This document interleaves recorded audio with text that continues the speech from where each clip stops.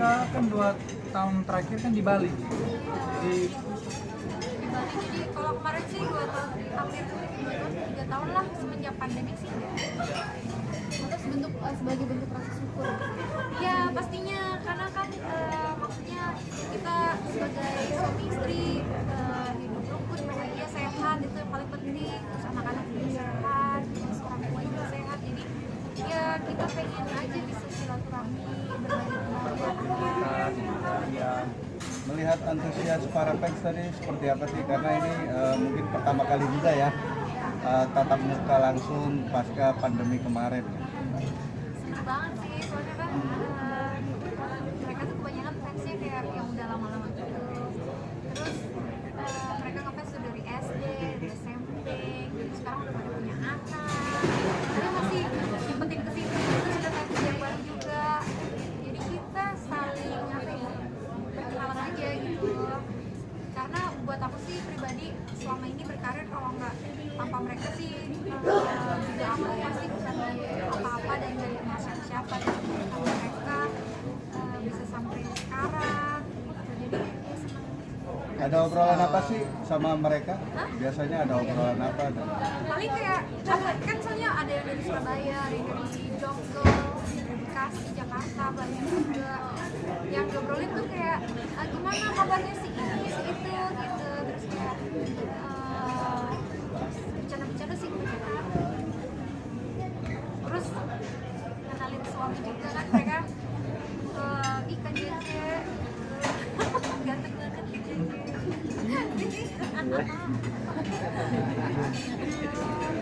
Jadi ya gimana kamu melihatnya? Kan soalnya Instagram ini kan artis, iya, jadi di Bali kan nggak kelihatan nggak kelihatan artisnya, kayak wanita yang biasa, mungkin saya begitu.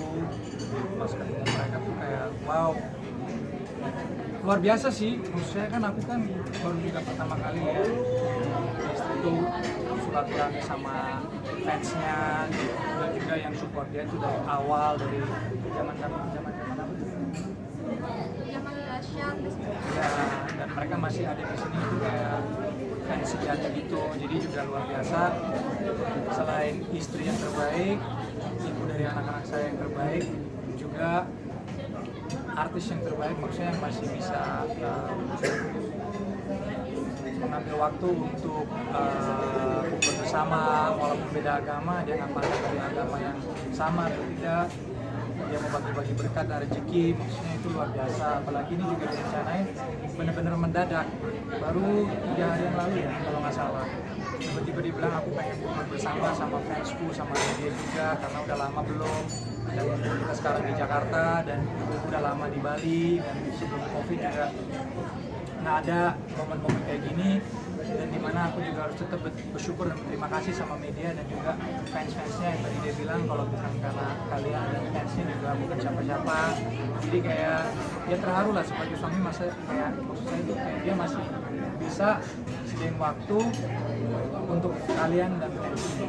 Bisa dibilang kayak fans, terus juga yang ada nih saat kalian bisa ngobrol senang awal terus sampai akhirnya sampai begini sampai akhirnya ada Betul, itu yang membuat kita benar-benar bersyukur dan nggak memandang dari agama atau gimana pun. Maksudnya semua orang boleh ada agama masing-masing, tapi kan paling penting kan dari hati kita kan di situ.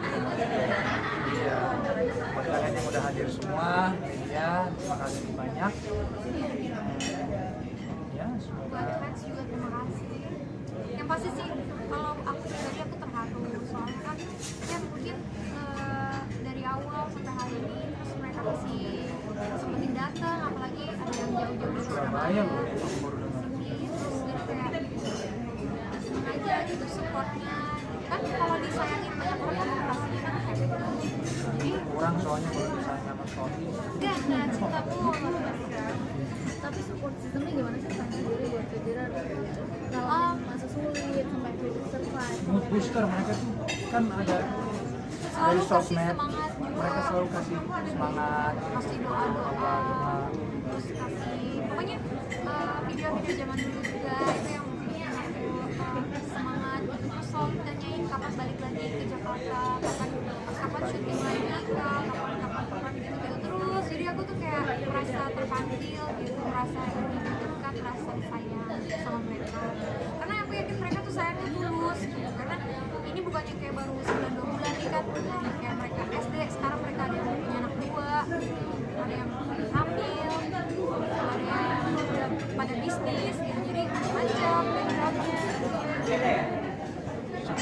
paling penting apa sih ketika Jessica support dari fans ketika Jessica sedang mengalami kesulitan kayak kasus kemarin itu seperti apa sih? Ya pasti supportnya kayak doa-doa gitu, mereka selalu doain aku, lebih ke dari kata-kata sih, support kata-kata yang DM juga, karena ada beberapa juga ada yang tahu nomor WhatsApp dari aku, jadi ada yang hubungin langsung. Sempat ada yang datang ke pengadilan memberikan support mungkin kemarin. Enggak sih, karena kan nggak apa ya, aku pribadi juga kalau urusan pengadilan aku rasa lebih serius ya, jadi aku nggak. Bukan momentumnya untuk mengundang atau apa, kan itu juga nggak mau berita, itu kan bukan sesuatu yang kita harus membanggakan dan menikmati kan. Jadi ya lebih baik hal-hal kayak itu lebih ke private dan jangan dia dicampur sama fansnya dia gitu. Tapi biasanya kan ada fans yang militan gitu. Ketika idolanya punya apa? Kalau masalah itu ada lah, maksudnya yang ikut berkomentar, maksudnya mereka tuh kayak ya kalau di bagian sosmed berkomentar banyak, tapi untuk turun ke lapangan untuk ke pengadilan apa segala enggak, dan kita juga enggak sebarin jadwal-jadwal pengadilannya juga kan, maksudnya ya kita datang duduk ikutin prosedur pengadilannya cabut. Toh itu juga bukan sesuatu yang Beda momen sih kalau pengadilan kan aku pengennya juga lebih serius, aku pengennya biar lebih apa ya, lebih hikmat aja kan, karena kita menghadap ke majelis hakim yang terhormat, gak mau juga aku bikin ricu atau apa, jadi lebih ke pengen serius kalau urusan hukum pengadilan kasus yang sedang berjalan ini. Ini menjadi pendidikan moral juga nggak Kak dari Vincent untuk Elga? Iya, pastinya, karena kan aku mengajarkan El untuk berbaur gitu, jangan ibaratnya jangan memandang bulu atau apa gitu, karena mungkin Barat kebanyakan main sama teman-temannya yang western, jangan sampai dia nggak mau bergaul sama teman-temannya mamanya atau sama Vinicius di sini gitu. Jadi pokoknya ngajarin anak banyak hal sih, berbaur, berbagi, nggak memandang agama atau apa, suku atau apapun gitu, saling menghormati. Tapi alasannya apa sih? Pagi itu aku sebutnya profile gitu, terus menggumi gitu, meskipun pencapaiannya sudah luar biasa gitu, mau bergaul sama kita gitu, lama gitu.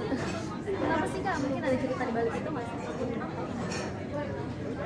Nggak tahu ya, mungkin karena atau aku punya suami yang hebat sih, jadi suamiku juga ngajarin untuk bisa bergaul sama siapa aja gitu. Jadi itu yang aku contoh, soalnya buat aku itu bisa bergaul sama siapa aja tuh ajarin aku banyak hal. Oh ya, kita tuh sama-sama manusia, saling membutuhkan, saling hidup berdampingan. Belajar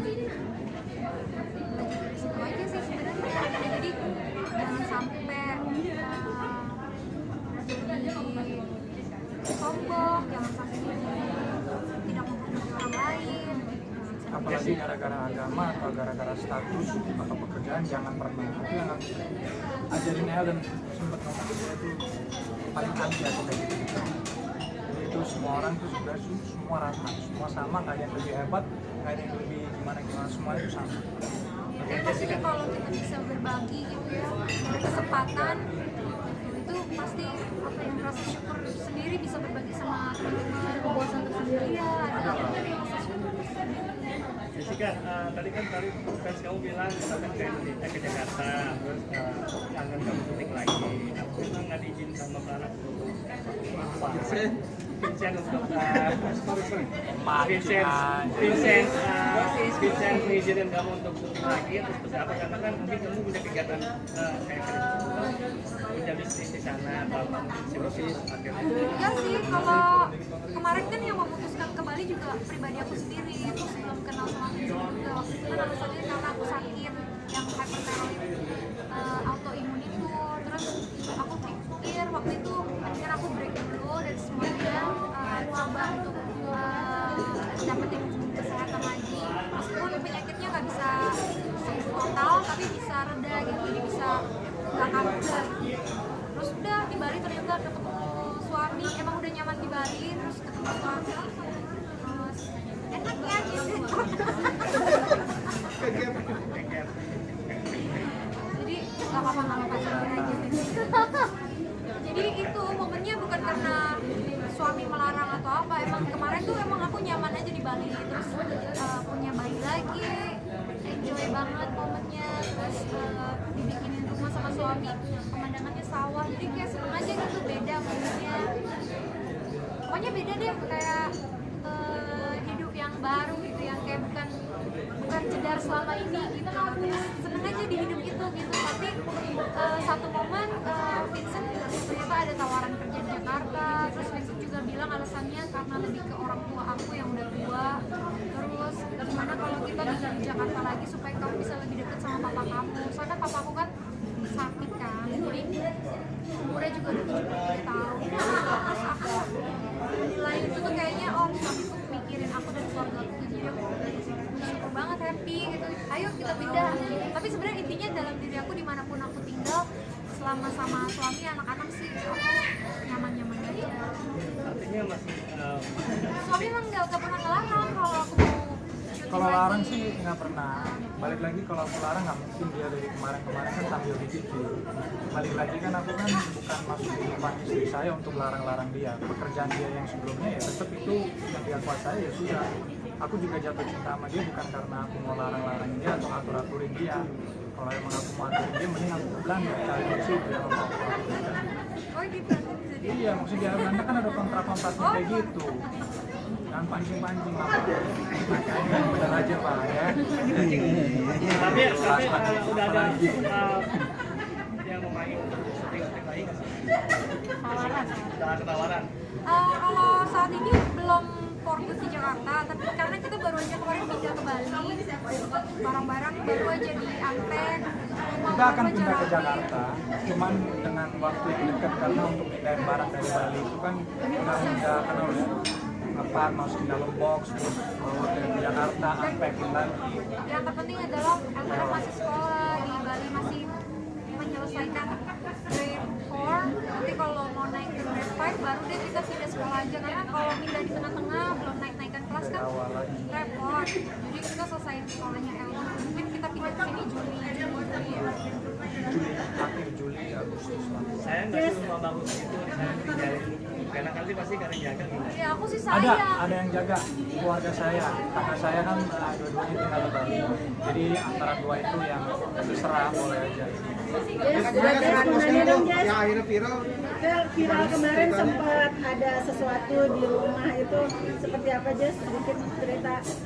Ya itu jadi soal video Pocica.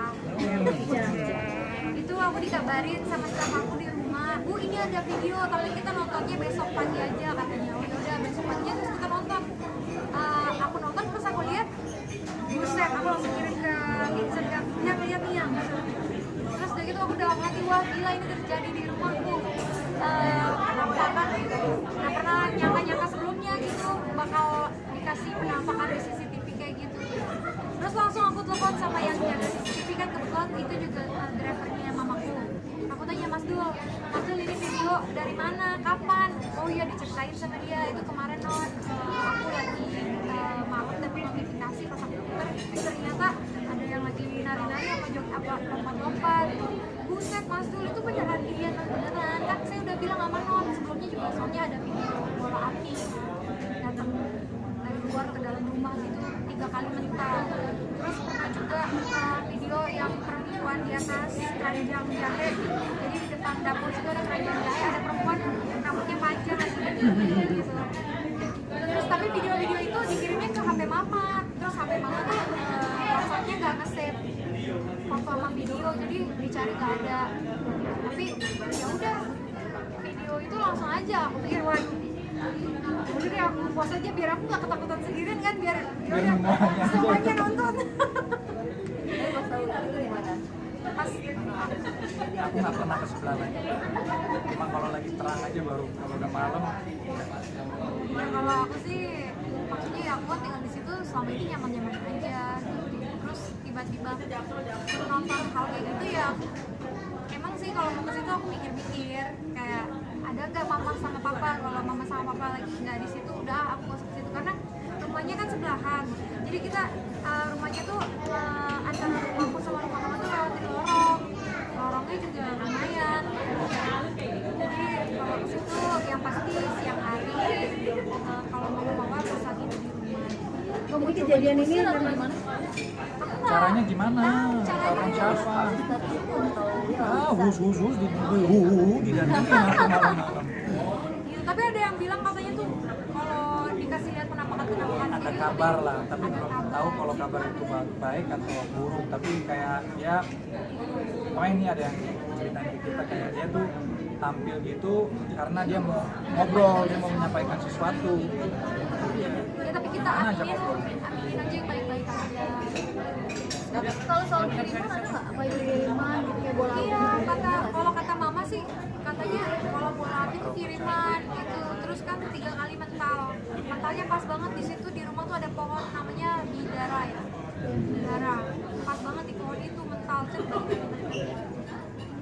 Kalau balik lagi berbagi seperti ini. tapi itu udah sering dong sih. Kondisi ekonomi sudah semakin stabil ya. Sebentar, Jess. Tapi ini sering nggak? Sudah semakin stabil ya berarti kondisi ekonomi pasca kasus kemarin. Sebenarnya gini, kalau misalkan yang masalah ibu itu menghancurkan masa depan ya, karena kan pastinya uang segitu banyak itu ada planning kesehatan anak, sekolah anak, Banyak lah itu kena dampak. cicilan rumah, itu kan semuanya jadi hancur. Tapi namanya kita manusia, apalagi ya udah kita saling support suami istri. Ya udah kita jangan udah jatuh ketimpa tangga gitu. Jadi gimana pun kita berdua komit, yuk kita bangun lagi sama-sama bareng-bareng. Aku juga selalu di keluarga mau fit, kamu tenang aja ada aku. Pokoknya kamu mikirin anak aja gitu. Sisanya biar aku yang urusin gitu. Jadi ya udah kita maksudnya ya dengan keterbatasan yang ada kita tetap berusaha lagi. Jangan sampai yang kemarin tuh momen itu menjatuhkan kita. Kita sih tetap berjuang keadilan hukum di Indonesia buat kita kan kita terus berjuang supaya namanya penjahat itu harus dihukum, jangan sampai bisa bebas berkeliaran. Jess, tapi mau tanya dong tentang tadi dalam artian ini kan udah sering ya di rumah itu sendiri sudah hampir berapa kali sih kejadiannya mungkin kayak tadi bola api ada Dari kapan itu juga Kak Jess? itu udah sering itu sering. Dari kapan ke kapan sih nggak tahu. Emang itu terjadi beberapa kali doang, cuma 3 kali deh. Bukan sesuatu yang setiap hari yang terjadi kayak gitu kan. Dan jadi dirimu jadi seperti apa dalam artian banyak efek-efek seperti itu dalam kayak ada kasus kayak gini apakah juga ada membentengi dirimu itu seperti apa gitu dengan kejadian Kalau aja kita sih Paling lihat kaget, habis itu udah kayak nggak terjadi lagi, nggak mau juga kayak waduh, oh rumahku ada ginian ya, malah jadi gila kan kita. lebih Ya ke udah, percaya aja sama Tuhan, minta yang terbaik, siapa tahu nyasar kan, aku doain semoga bisa kembali ke kembali lagi jalan. ke jalannya. Terus tapi dirimu tuh sosok yang penakut atau yang cuek dengan keadaan yang seperti itu gitu. Kalau aku lebih ke ini aja, aku tahu ada kehidupan lain, maksudnya dunia lain, tapi aku saling menghormati aja. Aku gak ganggu, dia gak ganggu.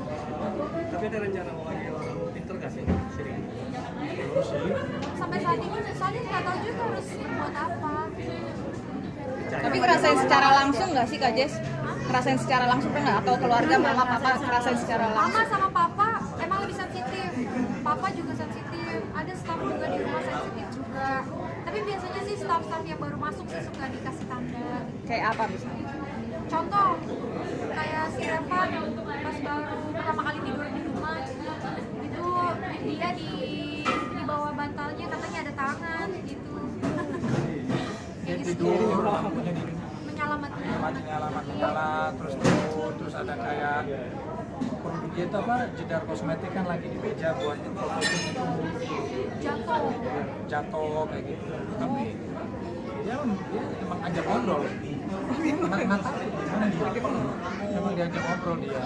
Yang katanya bola api itu kiriman itu tahu nggak Kak tuh dari siapa mungkin dikirimnya? Kan nggak nyari-nyari Kita juga. nggak Aku terlalu kayak gitu kayak nggak gitu, aku nggak mau. lanjutin ke perdalam lagi gitu kayak ya udah. Kita sendiri nggak mengalami, ada yang lihat itu supirnya mamanya dari CCTV, tapi nggak mau terlalu dia mau. El sendiri gimana Vincent, Jas? El sendiri ngelihat video itu sendiri Nah kalau El dia nggak pernah, kita nggak pernah Nggak dikasih lihat ya? dari dulu aku nggak pernah ngomongin hantu apa-apa, dan dia tuh nggak ada rasa takutnya. El aja malam-malam jam 11 jam 12 tuh di lorong itu dia malah cuek jalan-jalan. Oma baru pulang bawa ada jeruk. nggak ada rasa takut, mau gelap mau terang, karena mungkin nggak pernah, Tergantung hati masing-masing. dia nggak pernah kita kayak oh jangan ke situ tuh ada hantu loh, nah, kita nggak pernah. Terima kasih ya Kak. Kasih ya. Boleh diri foto dulu.